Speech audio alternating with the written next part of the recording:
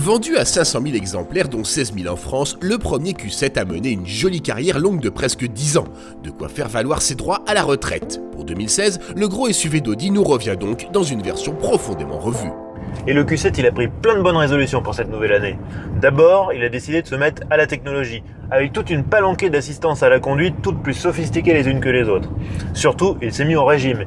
Et quand un mastodonte comme ça se met au régime, ça rigole pas. Figurez-vous qu'il a perdu 325 kilos. 325, rien que ça. Et ça, c'est à la fois bénéfique pour les consommations qui baissent et pour le dynamisme qui est amélioré.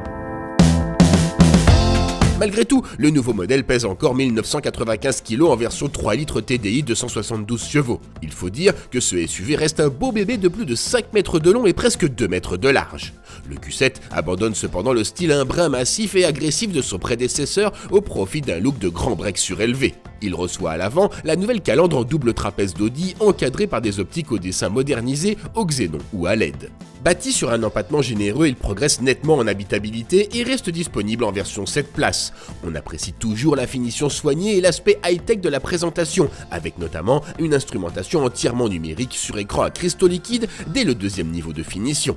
Et les amateurs de gadgets seront gavés jusqu'à l'indigestion vu la liste longue comme le bras des équipements électroniques disponibles.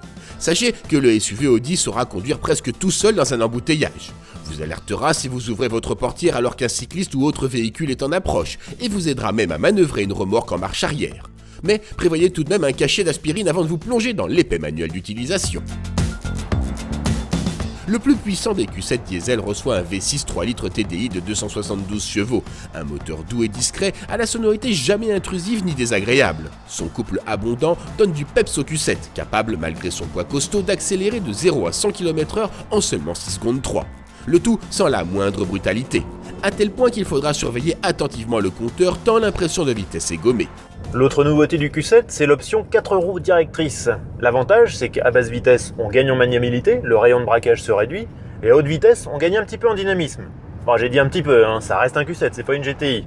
De toute manière, cet engin, on l'apprécie surtout pour son confort remarquable. Il faut dire que notre modèle d'essai bénéficiait de la suspension pneumatique, une option facturée 2 490 €, mais qui offre une excellente filtration sur route dégradée.